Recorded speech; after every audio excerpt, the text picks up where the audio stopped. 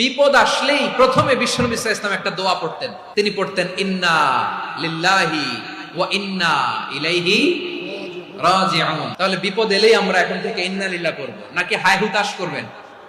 একদল আছে হায় হুতাশ করে, হায় আল্লাহ রে মোর কি হইল রে, মই কি হরমু রে, মই কমবে যামু রে, এরকম বিলাপ করতে নিষেধ করেছেন বিশ্বনবী।